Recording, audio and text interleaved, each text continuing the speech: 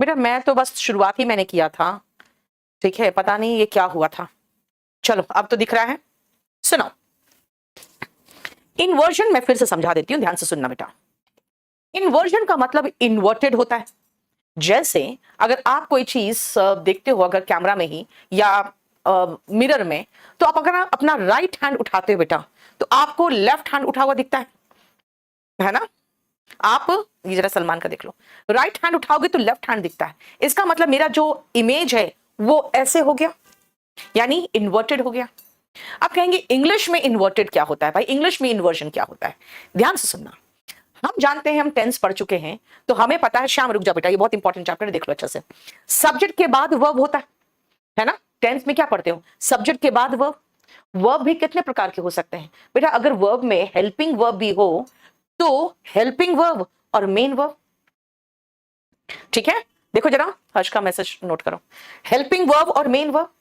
अगर मान लो ये खाली हेल्पिंग वर्ब उठा के हम आगे बिठा दें, सब्जेक्ट से खाली हेल्पिंग वर्ब उठा के हम आगे बिठा दें, तो ये बेटा क्या बन गया? Partial inversion. कहोगे पार्शियल क्यों?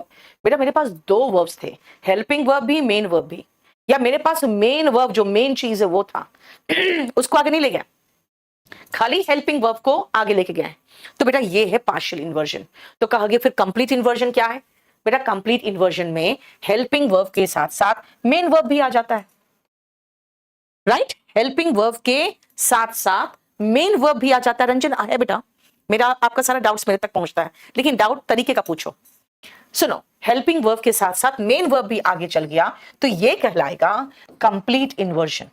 अब ये पार्शियल इन्वर्जन और कंप्लीट इन्वर्जन कहां इस्तेमाल होता है, ये हम पहले बाद में देखेंगे। पहले आप देखो ध्यान से आप कहोगे मैम ये कोई नई चीज तो आप नहीं पढ़ा रहे हो, हम तो पढ़ चुके हैं इंट्रोगेटिव सेंटेंस में। इंट्रोगेटिव सेंटेंस में हेल्पिंग वर्ब उठ के आगे चला जाता है तो इंट्रोगेटिव बन जाता है, और जहां पे हेल्पिंग वर्ब उठ के आगे जा रहा है तो वहां पे इंट्रोगेटिव सेंटेंस बनता है। बेटा ये तो सिर्फ आप एक चीज में बता रहे हो, इन्वर्जन का सिर्फ एक यूज बताए हो। और अब हम आते हैं कि इन्वर्जन से क्वेश्चन कैसे आते हैं, यानी कि अब इसके यूजेस में चले जाएं कि इस्तेमाल कैसे होता है, कैसे आता है, और ये किस तरह से इसका इस्तेमाल किया जाता है। ठीक है, नहीं मनमाही उसको रोक दिया मैंने। देखो श्याम तुरंत ही कहा कि मैम इंट्रोगेटिव सेंटेंस होगा। आपको इसका मतलब जानते हो क्या है? हमें लगता है कि जैसे हमें सब कुछ पता है, लेकिन हमें सिर्फ एक चीज पता होता है। इन्वर्जन में भी आपको लगेगा यार ये क्या नया चीज पढ़ा रही है, तो जानते ही है हेल्पिंग वर्ब उठ के आगे जाता है तो क्वेश्चन बन जाता है। बेटा आपको सिर्फ एक ही चीज पता है। अब आते हैं हम यूजेस में, तो सबसे पहले सेंटेंसेस लिखना शुरू करो।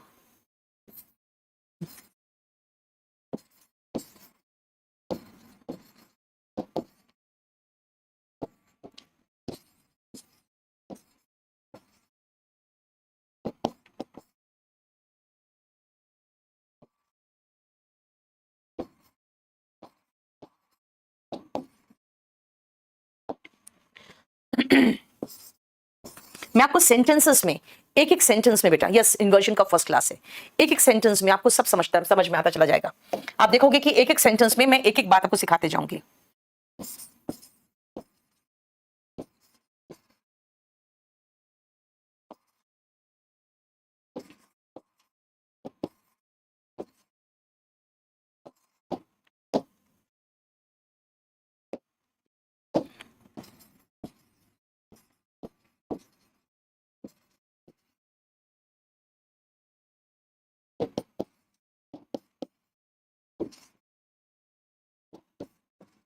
ये चार सेंटेंस में वो इंपॉर्टेंट पॉइंट हम खत्म करने जा रहे हैं जो हम ऑलरेडी सेंटेंसेस में पढ़ते हैं। Sentence and types of sentence में ऑलरेडी हम पढ़ते हैं, तो sentences and types of sentence हम खत्म कर चुके हैं, उसमें हम ऑलरेडी ये देख चुके हैं। लेकिन क्योंकि इन्वर्जन है तो हमें बताना पड़ेगा कि भाई इन्वर्जन कहां आएगा और कहां नहीं आएगा। ठीक है साक्षी, इसलिए बेटा मैं पहले क्लास नहीं बताती हूँ, क्योंकि अगर बता देती हूँ ना उसके बाद उसी पर आप क्वेश्चन करने लगते हो। जो पढ़ा रहे हो पढ़ लो, पहला क्लास है। देखो पहला point, when he will come, भाई इंट्रोगेटिव सेंटेंस है। इंट्रोगेटिव सेंटेंस में हम पढ़ चुके हैं कि helping verb before the subject आता है ना।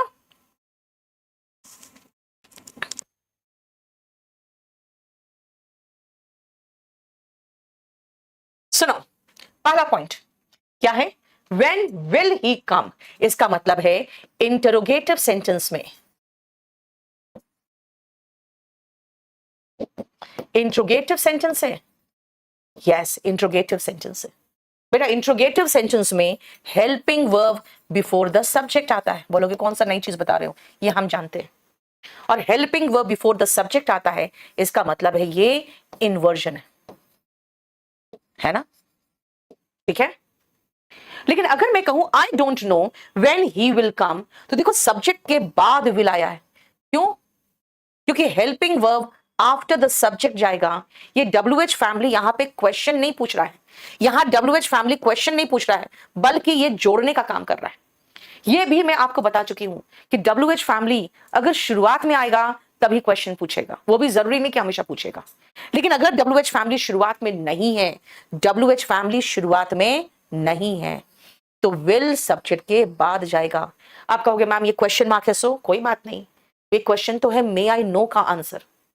मे आई नो क्वेश्चन मार्क, क्या? When he will come. इसका मतलब है कि सेकेंड एंड थर्ड को ध्यान से देखो, ये कहता है अगर WH family comes not at the starting,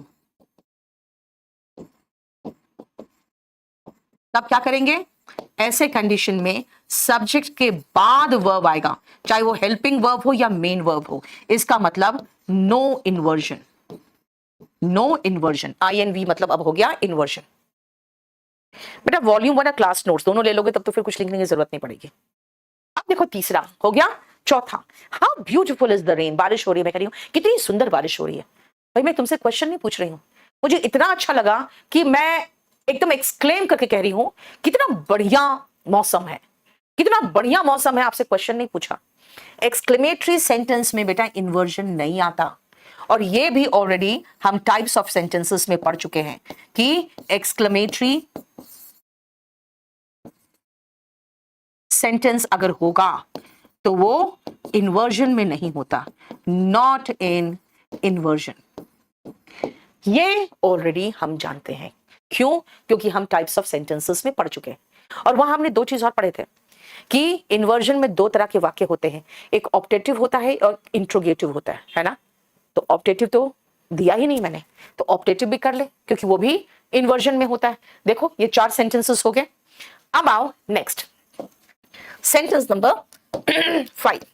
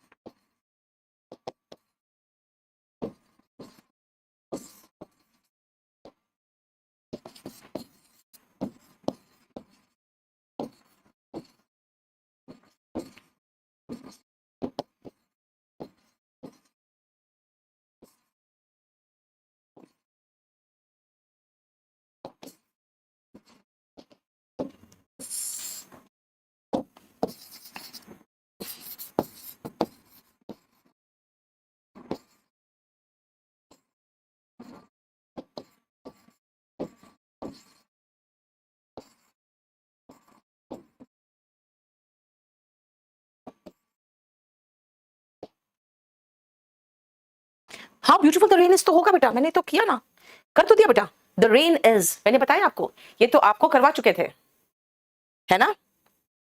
मैंने क्या कहा? क्वेश्चन पूछ रहे हो, हेल्पिंग वर्ब आगे, WH फैमिली बीच में आ रहा है, तो फिर उसके बाद इंट्रोगेटिव फॉर्म नहीं आता है, असर्टिव फॉर्म आता है। Helping verb after the subject, helping verb after the subject. और मैंने एक एक्सक्लेमेटरी सेंटेंस भी कराया था sentences and types of sentences में। मैंने कहा था वो क्वेश्चन नहीं है तो फिर वर्ब सब्जेक्ट के बाद जाएगा, ठीक है। अब हम नेक्स्ट पॉइंट्स में आ रहे हैं।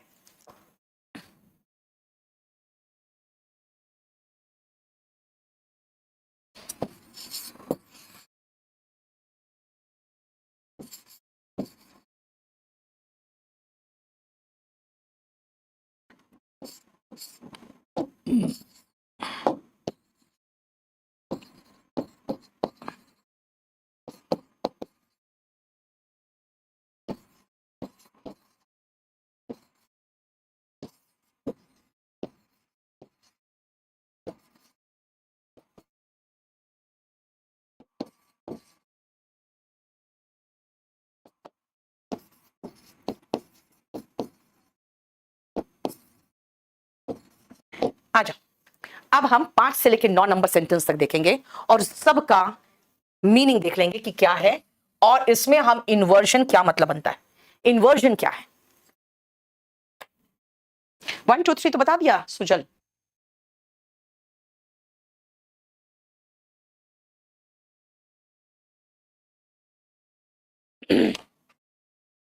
रंजन, बेटा जब तक आप टेंस नहीं पढ़ते हो ना, अगर आप टेंस पढ़ लिए तो कोई भी चैप्टर में पढ़ा सकती हूँ, टेंस नहीं पढ़ोगे तो फिर थोड़ा मुश्किल होगा, क्योंकि टेंस पर ही बेस्ड सेंटेंसेस होते हैं। ठीक है, अब सुनो, मे गॉड ब्लेस यू। आप कहोगे मैम मे को सब्जेक्ट के पहले क्यों लगाएं, हम सब्जेक्ट के बाद लगा दें। ये जो हेल्पिंग वर्ब यानी मॉडल आपने मे के पहले लगाया है, तो यहाँ क्वेश्चन मार्क नहीं है बेटा, क्वेश्चन थोड़ी पूछ रहे हैं। बोलोगे अगर क्वेश्चन मार्क नहीं है तो मे सब्जेक्ट के बाद लगाओ, गॉड के बाद लगाओ। अरे भाई गॉड के बाद लगाएंगे तो बनेगा कि भगवान शायद तुम्हें ब्लेस करे, इसका मतलब शायद ना भी करे। आप कहोगे आप प्रार्थना कर रहे हो कि श्राप दे रहे हो। जैसे मान लो अगर मैं कहूं कि may you live long, may you live long का मतलब है भगवान करे तुम लंबा जियो, और मैं कह दूं यू मे लिव लॉन्ग, तो इसका मतलब होता है तुम शायद लंबा जियो, मतलब शायद पहले भी मर जाओ, है ना। तो ये ब्लेसिंग के बदले में लगेगा जैसे कि ये पता नहीं मेरे लिए क्या मना रहा है। ऐसे कंडीशन में याद रखना कि जब भी विश और प्रेयर करते हो मे सब्जेक्ट के पहले जाता है, यानी फिफ्थ बता रहा है। और sentences and types of sentences में आप जानते हो ऑप्टेटिव वाक्य, ऑप्टेटिव सेंटेंसेस जो होता है वो विश, प्रेयर और कर्स के लिए होता है ना। इसमें क्या होगा, इसमें मे सब्जेक्ट के पहले आएगा वर्ब का बेस फॉर्म के साथ, इसका मतलब है ये गया इन्वर्जन में। देखो, may you excel in SSC exam, very good Mansi. How to translate English to Hindi, Vivek जब भी कोई इंग्लिश का सेंटेंस आता है बेटा मैं उसको हिंदी में जरूर बताती हूँ। हिंदी टू इंग्लिश ट्रांसलेशन सीखना है तो आप स्पोकन ले लो। सुनो, were I a bird I would fly, अगर मैं पंछी होती तो आकाश में उड़ती, अगर मैं पंछी होती तो आकाश में उड़ती। जब आप कंडीशनल सेंटेंस पढ़ते हो तो पढ़ते हो कि जब हम इमेजिनरी पोजीशन, प्रेजेंट वाला इमेजिनरी पोजीशन करते हैं तो बेटा if I were a bird बोलते हैं। आप कहोगे मैम इफ हटा दो, मैं कहूंगी भाई इफ को कैसे हटा दोगे, अगर इफ को हटा दोगे तो ये दूसरा सेंटेंस जोड़ू कैसे मैं। कहोगे ना मुझे नहीं चाहिए, तो मैं कहूंगी देखो हमेशा एक ही चीज याद रखना कि अगर कोई परिवार का जो मुख्य सदस्य है जिसके बिना काम नहीं चले, जैसे ये यहां इसके बिना काम नहीं चलेगा, दोनों सेंटेंस जुड़ेंगे नहीं, अगर वो मर जाए तो फिर क्या होता है, तो जो उसके बाद मेन होता है ना वो उसकी जगह लेता है। और आपको पता है एक सेंटेंस में मेन कौन होता है, वर्ब, तो वर्ब उठ के आगे आया और इफ की जगह ले लिया। सेम केस यहां पर भी है सेवेंथ में आपके पास हैड है हेल्पिंग वर्ब के रूप में। अगर कहोगे मैं इफ नहीं चाहिए मुझे, मैं कहूंगी भाई इफ नहीं लगाओगे तो एक बात बताओ फिर ये सेंटेंस को मैं इसके साथ जोड़ूं कैसे, कि अगर मैंने उसे देखा होता तो मैं उसको नमस्ते जरूर करता। ग्रीट का मतलब होता है बेटा अभिवादन करना, नमस्ते या हाय हेलो करना। अब कहोगे नहीं मुझे इफ नहीं चाहिए तो मैं क्या करूं, तो फिर मुझे देखना पड़ेगा क्या करूं। बेटा यहाँ हेल्पिंग वर्ब भी है और मेन वर्ब भी है। कहते हैं जब नौकर है तो खुद काम क्यों करे, यानी जब हेल्पिंग वर्ब है तो मेन जो वर्ब है वो क्यों आएगा खुद, वो हेल्पिंग वर्ब को आगे बैठ गया भेज दिया। अब कहोगे मैम यहां पर तो सिर्फ एक ही वर्ब था, एक ही वर्ब का मतलब हुआ मेन वर्ब, अगर वो है तो ठीक है, इफ नहीं लगाना है तो ये अकेला है क्या करेगा, यही बेचारा उठ के आगे जाएगा। यानी कि हम सिक्स्थ और सेवेंथ हम कंडीशनल सेंटेंस में ऑलरेडी देख चुके हैं। सी कंडीशनल सेंटेंसेस। आप कहोगे अगर कंडीशनल सेंटेंस में नहीं देखना चाहूं यहीं पर बता दो, अगर मैं यही बताना चाहूं तो मैं बता दूंगी इफ वी रिमूव, या ये जो वर्ड है इफ कहां से, फ्रॉम प्रेजेंट इमेजिनरी पोजीशन वाले वाक्य में, हर जगह पे नहीं, हर जगह पे नहीं हो सकता, प्रेजेंट इमेजिनरी पोजीशन और एंड पास्ट अनफुलफिल्ड एक्शन, ये दो हटाएंगे, दो जगह से हटेगा। Present imaginary position and past unfulfilled action. तब क्या होगा ऐसे कंडीशन में? वर या फिर जो हैड है will come in place of if. और ये कंडीशनल सेंटेंस में फिर से रिपीट करते हैं हम। ठीक है, ये कंडीशनल सेंटेंस का ही भाग है। कहोगे ये भी पहले पढ़ाया हुआ है, ये कंडीशनल सेंटेंस का है। ये जो चार है ये हम sentences and types of sentence में पढ़े हैं, तो फिर कुछ नया तो पढ़ाओ, है ना। ऐसे कंडीशन में नया है 8 और 9। आ जाओ अब कुछ नया पढ़ेंगे। 8 एंड 9 में आओ। अगर मैं कहूं मैं फ्रेंच बोल सकती हूं, आप कहोगे मैं भी। इमेजिनेशन सेंटेंस में इन्वेंशन, इन्वेंशन नहीं बेटा, इन्वर्जन। इन्वर्जन का मतलब है helping verb before the subject, या कभी कभी main verb before the subject. अब एक बात बताओ, यहां देखो तो, यहां पे बेटा main verb before the subject आ रहा है ना, तो ये कंप्लीट इन्वर्जन है। और यहाँ पे helping verb before the subject आ रहा है, तो ये पार्शियल इन्वर्जन है। अच्छा, अगर मैं कहूं मैं फ्रेंच बोल सकती हूं, आप कहोगे मैं भी। मैं भी हेल्पिंग वर्ब क्या था? कैन। पॉजिटिव ये शॉर्ट आंसर है। आप कह रहे हो मैं भी, ये है पॉजिटिव शॉर्ट आंसर्स। और मैं कहूं कि मैं मिसोजिनिस्ट नहीं हूं। पता है मिसोजिनिस्ट क्या होते हैं? मिस मतलब होता है हेट, और जीनी होता है गायनी से बना हुआ यानी विमेन। इसका मतलब है महिला से जो नफरत करता है, one who hates women.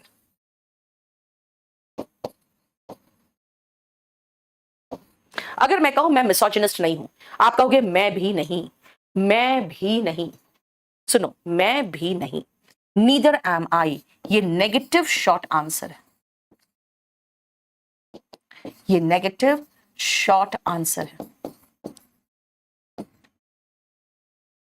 Rakesh Dutta, आप इसका मतलब है कि आप ना sentences and types of sentence पढ़े हो, ठीक है, और ना ही आपको ये पता है कि हेल्पिंग वर्ब सब्जेक्ट के पहले भी आता है। तो पहले जाके आप टेंस पढ़ो, आप पहले टाइप्स ऑफ सेंटेंसेस पढ़ो, उसके बाद ये देखना। सुनो, अगर मैं कह रही हूं कि मैं उसे जानती हूं, आप कहोगे मैं भी जानता हूं, तो मैं भी जानता हूं नहीं बोलोगे, आप कहोगे मैं भी। यानी आप शुरुआत करोगे सो से। याद रखना, अगर सेंटेंस की शुरुआत सो से होती है तो पहले हेल्पिंग वर्ब लगता है और फिर सब्जेक्ट लगता है। अगर सेंटेंस की शुरुआत नीदर से होती है तो पहले हेल्पिंग वर्ब लगता है फिर सब्जेक्ट लगता है। क्यों? सेंटेंस की शुरुआत अगर सो से हो या नीदर से हो, अब ये क्या है वो मैं आगे बाद में बताऊंगी। अभी तो फिलहाल आप इसी को सीधा सीधा उठाओ और 8 और 9 सेंटेंस का मेरे साथ, पहले तो 8 एंड 9 का आप एक्सप्लेनेशन के लिए पहले 2-3 सेंटेंसेस को बना के हमको बताना। सबका short answer, I go to park daily. आप शॉर्ट आंसर दे रहे हो I also. I also short answer गलत है, इसके बदले में क्या दोगे? नेक्स्ट, शी लव्ड हिम, ऐसे लिख देते हैं, शी लव्ड सच स्वीट्स, वो ऐसे स्वीट्स को पसंद किया करती थी। अगर आप शॉर्ट आंसर दोगे ही ऑल्सो, मैंने कहा ही ऑल्सो गलत है, आप क्या शॉर्ट आंसर दोगे? ठीक है, नेक्स्ट देखो।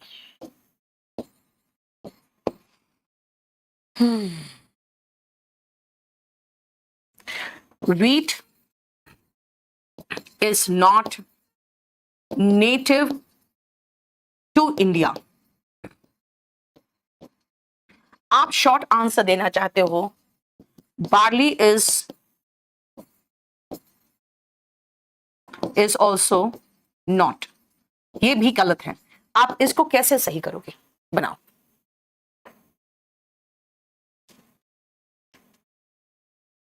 हाँ, लूसी का उठाओ, इसको भी भेजो।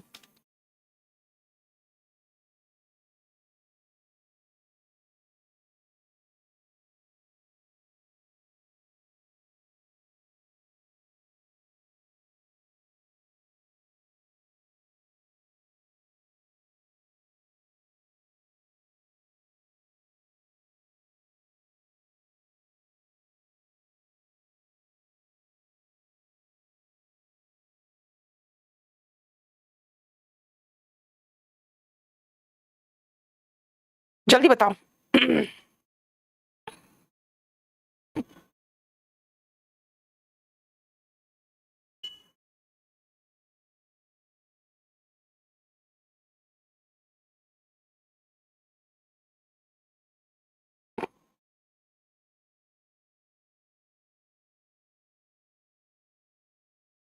वो कैब और वॉल्यूम 1 दोनों लिए हैं रंजन, और वो कैब के बुक के लिए, वो कैब के लिए कुछ भी लेने की जरूरत नहीं।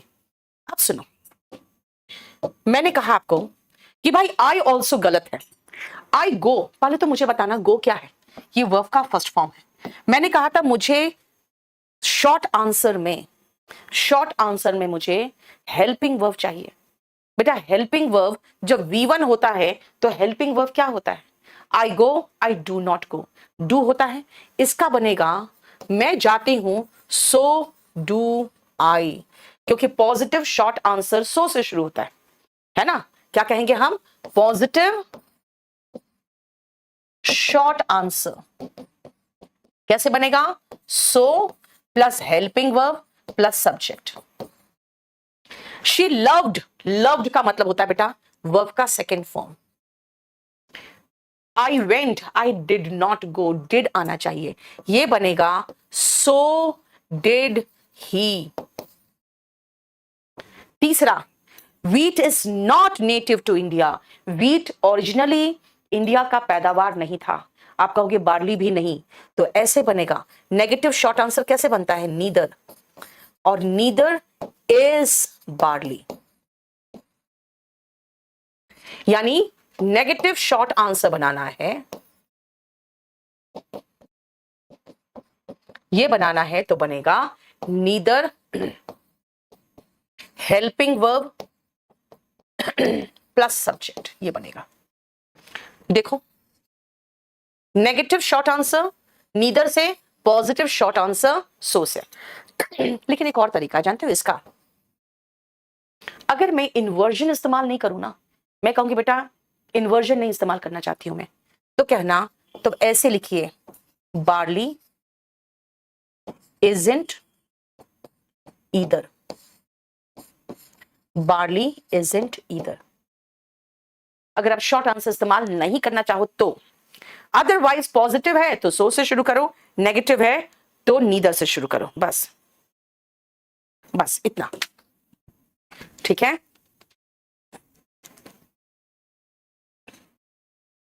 नहीं सुधांशु, वो 20 शीट्स वो कैब के बुक में नहीं है। बोलो, ये 9 सेंटेंसेस समझ में आ गया कि हम इन्वर्जन कहां कहां इस्तेमाल किए, राइट? बेटा डू क्यों आया?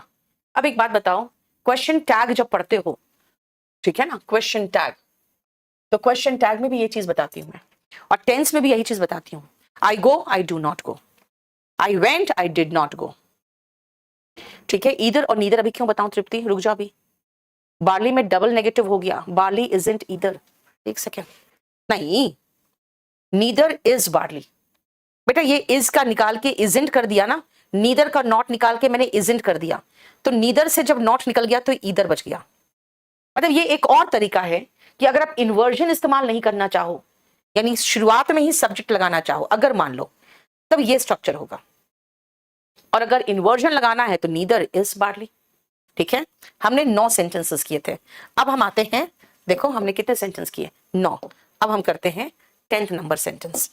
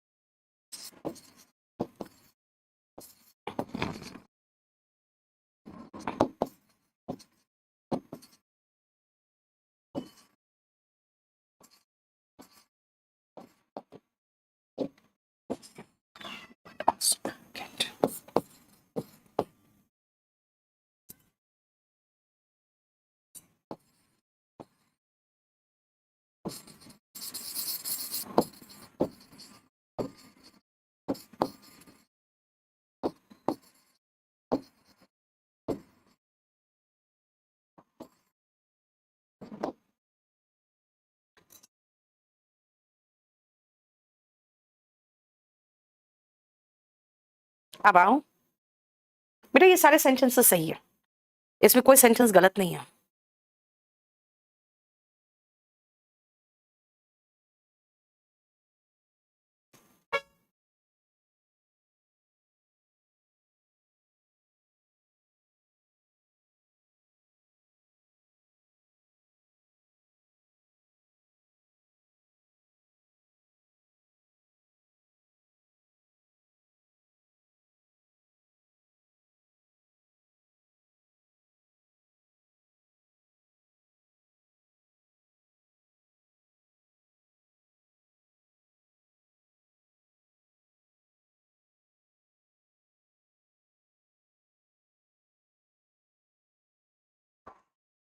सुनो, हियर कम्स द रेन, ध्यान से सुनना बेटा, हियर कम्स द रेन, ये लो बारिश शुरू हो गई। 10th नंबर को बहुत ध्यान से समझना पड़ेगा, बहुत ध्यान से समझना। सेंटेंस जो है यहां पे हियर, भाई हियर देयर, ये सेंटेंस की शुरुआत में नहीं आता है। मैं कहूंगी भाई मुझे शुरुआत में चाहिए, क्योंकि मैं एक्सप्लेन कर रही हूं ये लो बारिश शुरू हो गई। फिर कैसे बोलूं? सेंटेंस अगर स्टार्ट करे, starts with here there up down in out of, ये सब हो, ओके फाइन। उसके बाद क्या करें? फॉलोड बाय अ नाउन, इसके बाद अगर नाउन हो तब, फॉलोड बाय अ नाउन नहीं, and has a noun, and has a noun, यानी इसमें एक नाउन भी हो। ओके देखे तो हियर से शुरू हुआ और यहां पर एक नाउन यानी किसी चीज का नाम भी है। ऐसे कंडीशन में क्या होगा? Use complete inversion, use complete inversion. जैसे मान लो मैं यहां पे खड़ी होके मैं एक एंकरिंग कर रही और उसी समय चीफ गेस्ट अंदर आए और मैं कहूंगी ये लीजिए ये हमारे चीफ गेस्ट आ गए, तो मैं कहूंगी वो देखो वो हमारे चीफ गेस्ट आ गए, तो मैं कहूंगी there comes the chief guest.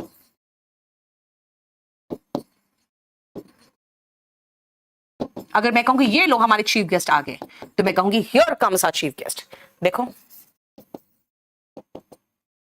अगर मैं कहूं ऊपर वाटर वेपर जाता है, नीचे बारिश आती है, up goes the water vapour, down comes the rain, है ना? Up goes the water vapour,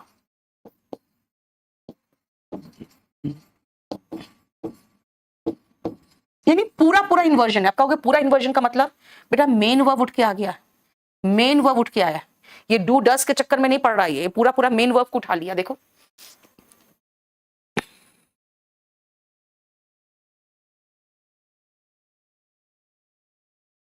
लेकिन अगर आप कहोगे कि मैम इस बात पे क्यों जोर दे रहे हो कि नाउन होगा, नाउन नहीं हुआ तो क्या फर्क पड़ेगा? बेटा नाउन नहीं हुआ तब तो बहुत भयंकर फर्क पड़ेगा। प्रोनाउन लगाओगे और देर से शुरुआत किया तो भी कोई फर्क नहीं पड़ा, कोई इन्वर्जन नहीं आएगा, ठीक है ना? And has a noun use complete inversion. This means, इस पर बहुत ध्यान देना कि अगर सेंटेंस शुरुआत हुआ here, there, up, down, in, out, of से, and has a noun, use complete inversion. अब मैं कहूं and has a pronoun, कोई बात नहीं, नाउन नहीं है तो प्रोनाउन है तो क्या फर्क पड़ेगा भाई? बहुत भयंकर फर्क पड़ेगा। नो इन्वर्जन, इन्वर्जन नहीं होगा। जैसे मैंने कहा लो वो जा रहा है, वो देयर ही गोज, ये देखो ये आ गए, here he comes, here comes he नहीं कहा, हियर ही कम्स कहा। अगर चीफ गेस्ट लगाया है मैंने तो कम्स द चीफ गेस्ट हुआ, लेकिन अगर प्रोनाउन लगाया तो प्रोनाउन के बाद, यानी कि इन्वर्जन तब नहीं आएगा। और here there up down in out से शुरू हुआ, उसके बाद नाउन अगर दिख रहा है सेंटेंस में तो कंप्लीट इन्वर्जन, कंप्लीट इन्वर्जन मतलब मेन वर्ब ही उठ के आगे आ गया। देखो ठीक है। अभी थोड़ी देर पहले मैंने आपको कहा था कि नीदर का भी बताऊंगी और सो का भी बताऊंगी कि क्यों इन्वर्जन लिया है। बेटा नो, नॉट, नेवर, हार्डली, ये सब शुरुआत में तो आने वाले शब्द नहीं है। जैसे अगर मैं कहूं कि मैं सो नहीं रही हूं, आई एम नॉट स्लीपिंग, देखो नॉट कहां आया, बाद में, शुरू में तो नहीं आया। I never go there, never कहां आया, शुरुआत में नहीं। I hardly know him, hardly मुश्किल से ही मैं उसे जानती हूँ। Hardly, scarcely, seldom, rarely, barely, ये सब सेंटेंस को नेगेटिव बनाता है। अगर इससे सेंटेंस की शुरुआत कर दोगे, सेंटेंस की शुरुआत में तो नहीं आता है ये, बोलोगे नहीं मुझे चाहिए, भाई चाहिए तो जबरदस्ती थोड़ी कर सकते हो। किसी पीछे वाले वर्ड को उठा के जबरदस्ती आगे करोगे तो सेंटेंस गोल तो घूम जाएगा ना, यानी इन्वर्जन तो हो ही जाएगा। ठीक है, इसीलिए 14th नंबर का एक्सप्लेनेशन 10th एंड 11th हो गया। ये 10th है और ये 11th का एक्सप्लेनेशन है ना। और 12th का एक्सप्लेनेशन में आती हूं अब मैं। 12, अगर एक वाक्य शुरू हो starts with no, not, never, ये नेगेटिव बनाया, hardly, barely, seldom, rarely, scarcely, ठीक है, कॉमा, इन्वर्जन फॉलोज, इसके बाद इन्वर्जन आएगा। जैसे मैंने कहा नॉट ओनली, बेटा देखो नॉट से शुरू हुआ, एक तो पहले नॉट ओनली का जोड़ा हम जानते हैं बट ऑल्सो होता है, लेकिन ही के पहले इज आया। बेटा यहां पे नाउन प्रोनाउन का चक्कर नहीं है, यहां पे प्रोनाउन भी लगा सकते हो। Is he foolish, he is foolish नहीं था। अब मैं आपको क्या करूंगी ना, मैं कुछ सेंटेंसेस दूंगी और वो सारे सेंटेंसेस सही होंगे, बस आपको क्या करना है, उनको नेगेटिव इंट्रोडक्टरी बना देना है, याद रखना। नीदर भी होगा, यस, रेयरली,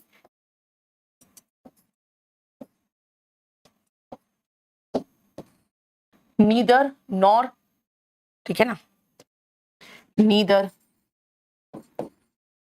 लगा दूं, फिर नॉर लगा दूं,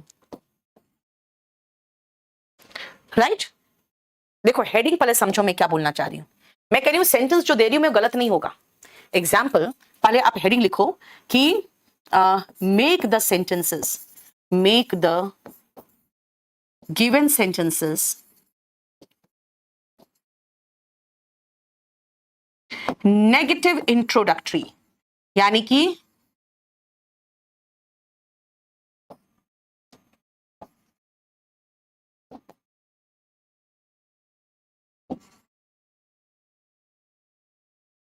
मतलब क्या हुआ इसका, इसका मतलब हुआ कि जहां पे नो, नॉट, नेवर होगा मैं सही जगह पे लगाऊंगी। आप सब में जो भी नेगेटिव वर्ड होगा ना उसको उठा के आगे लगाना, और फिर गलत मत करना, उसको सही भी करना है आपको। लिखो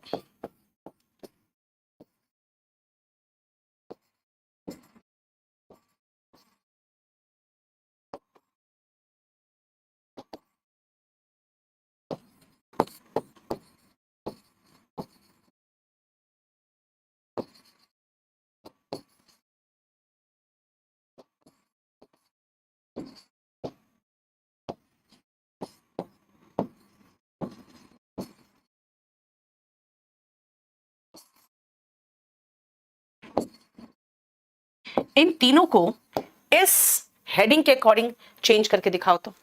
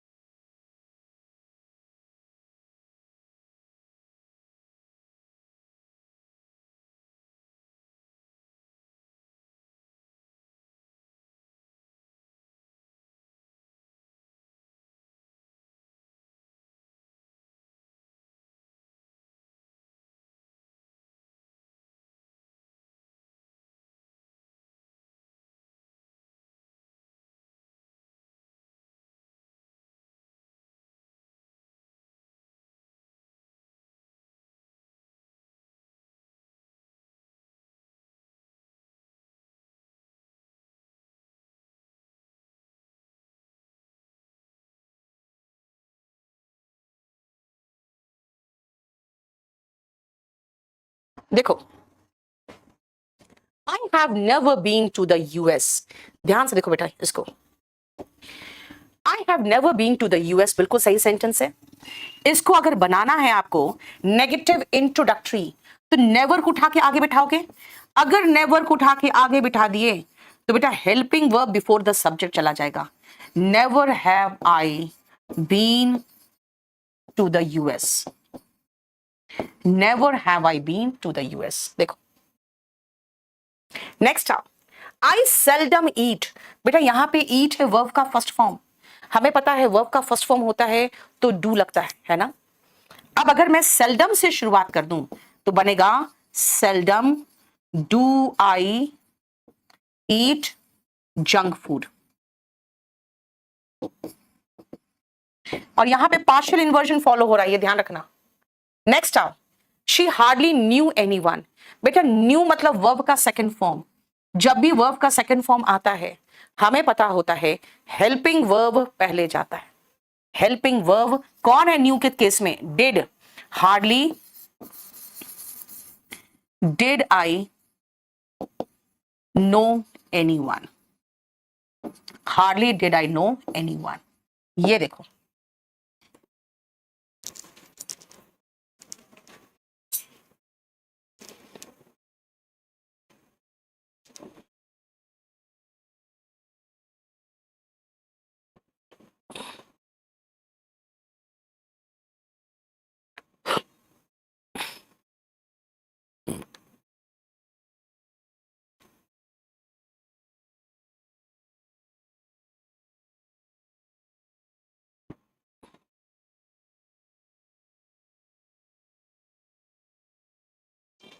ठीक है। विश्वजीत सरकार, क्या प्रॉब्लम हुआ बेटा? जब भी हेल्पिंग वर्ब लगाना है V1 के केस में तो बेटा डू डस आता है हेल्पिंग वर्ब के रूप में। जब V1 होता है तो डू, V1 SES होता है तो डस। और अच्छा शी है, sorry, hardly did she know. और V2 होता है तो डिड, और सबके साथ वर्ब का फर्स्ट फॉर्म होता है। देखो क्लियर? अब आओ 14, जो मैंने कहा था सो से शुरू होता है बेटा। सो एडवर्ब है, रूड यहाँ पे एडजेक्टिव है। सेंटेंस की शुरुआत अगर एडवर्ब से हो वहां पर इन्वर्जन होगा। कहोगे मैम एडवर्ब से शुरू हुआ तो क्या होगा? भाई एडवर्ब लास्ट में आता है या तो बीच में आता है। हेल्पिंग वर्ब के बाद मेन वर्ब के पहले आता है, नहीं तो एडवर्ब ऑफ प्लेस हो, टाइम हो, मैनर हो, ये सब तो लास्ट में लगता है। और यहां पर ये जो रूड है ये है एडजेक्टिव, और एडजेक्टिव की विशेषता एडवर्ब बताता है। आप सो से शुरू करोगे तो फिर वो क्या करेगा? इन्वर्जन ही तो लेगा। यस, ही के पहले वॉज आया, ही के बाद वॉज नहीं आया। भूर सिंह सैनी बेटा कोई कूपन कोड नहीं है कोई पब्लिकेशन का, यानी कि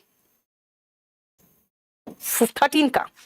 देखो 13 का तो हो गया ना, ये 13 का था। क्या कर रहे हैं हम? एक सेकंड बना दो। 10, 11, 12, 10, 11 का हो गया, 12 एंड 13। यस, 12 और 13 दोनों का ही एक्सप्लेनेशन था, 12 एंड 13। अब आती हूं मैं 14 में। If a sentence starts with an adverb, adverb आखिरी में आता है और जो सबसे लास्ट में था उसको उठाकर जबरदस्ती आगे ले जाओगे तो दिक्कत तो होगा ही। विथ एन एडवर्ब,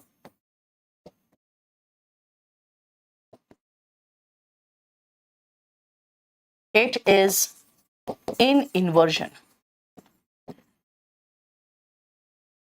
अब मैं आपको एक काम करूंगी, मैं आपको सेंटेंसेस आपको दूंगी और बोलूंगी इनको ऐसा बनाओ कि एडवर्ब इसका शुरुआत में हो, जिसको कहते हैं एडवर्बियल इंट्रोडक्टरी। इंट्रोडक्शन मतलब समझते हो? 13 भी तो हो गया ना। नॉट ओनली इज ही है, देखो नेगेटिव से शुरू हुआ है। हार्डली भी तो नेगेटिव वर्ड से शुरू हुआ है, इसलिए देखो ना सब्जेक्ट के पहले डज आया, यानी सेंटेंस की शुरुआत hardly, not, no, never, neither इनसे शुरू हो तो इन्वर्जन आएगा। अभी रुको विश्वजीत, उस सब में मत जाओ, आगे आगे मत करो। अब मैं आपको कुछ सेंटेंसेस दूंगी और कहूंगी इन सेंटेंसेस को, बिल्कुल सही, सारे सेंटेंस सही है, ठीक है, जो देने वाली हूं सब सेंटेंस सही होगा, उनको आपको एडवर्बियल इंट्रोडक्टरी में चेंज करना है। Change the given sentences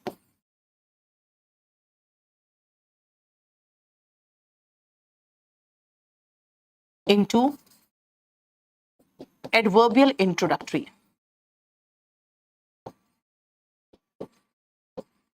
Introductory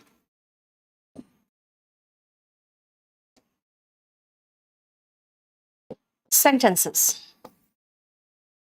यानी कि पहले तो आपके पास दो काम हो गया। पहला काम यह होगा कि आपको पहचानना पड़ेगा इसमें एडवर्ब कौन है, और दूसरा आपको पहचानना पड़ेगा कि जो एडवर्ब है अगर वो आगे जाएगा तो चेंज कैसे होगा, है ना।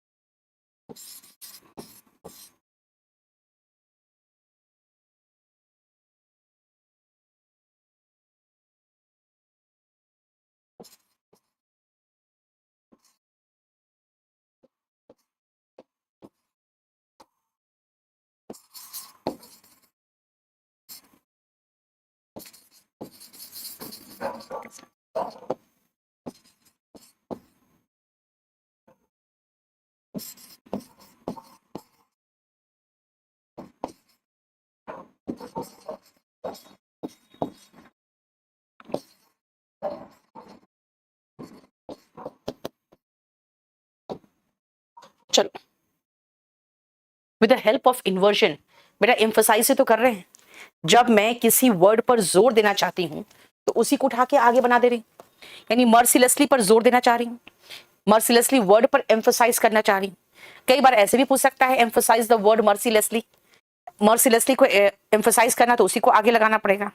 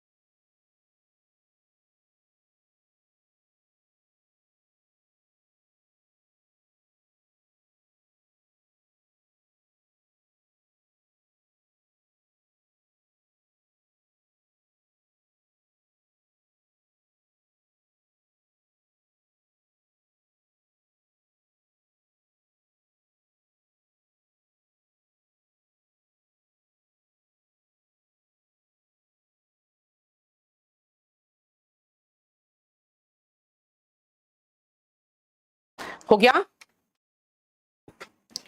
यस बबली, लेकिन थोड़ा सा गलती किया तुमने। अब सुनो, मैंने कहा कि एडवर्ब पहले पहचानो। मैं एडवर्ब पहले पहचान लूं। एडवर्ब इसमें मर्सीलेसली है, इसमें एक्सपेंसिव एडजेक्टिव है, तो सो एडवर्ब है। लेकिन बेटा सो अकेला थोड़ी कुछ काम करेगा, तो सो अगर निकलेगा तो एक्सपेंसिव के साथ निकलेगा ना, क्योंकि सो अकेला तो कुछ मीन भी नहीं कर रहा है। यहाँ पे, यहाँ बैडली एडवर्ब है और यहाँ पे एफिशिएंटली एडवर्ब है। अब मुझे बनाना है क्या? Adverbial introductory. मर्सिलेसली अगर इससे शुरुआत कर दिया हमने, तो टूरिस्ट के बाद जो वॉस था वो वॉस पहले आ जाएगा। Was the tourist killed.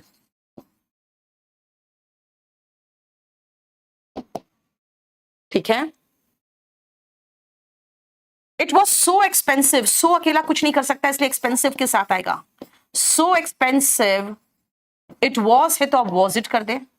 Was it that, अब आगे वैसे ही कर लो। I couldn't afford it.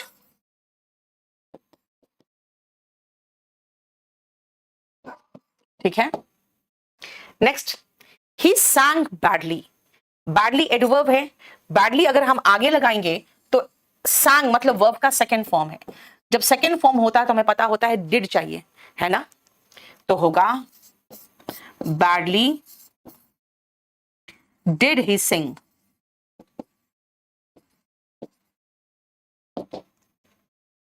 He runs the company efficiently. बेटा एफिशिएंटली जब उठ के आगे जाएगा,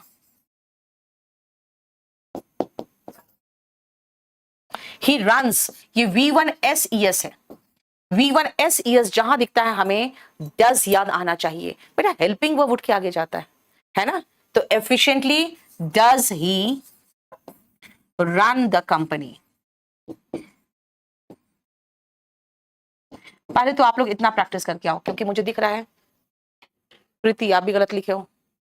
मानसी आपने डज आगे लगा दिया तो फिर रन्स कैसे छोड़ दिया? डज आता है तो उसके साथ V1 आता है। ठीक है, गलती कर रहे हैं, इसको सही करो। पहले पहले इतना करो 14 सेंटेंसेस। इसमें हमें एक क्लास और लगेगा, क्योंकि मैं बहुत तेजी से नहीं भागूंगी इस चैप्टर में। ठीक है, इसमें एक क्लास मुझे और चाहिए।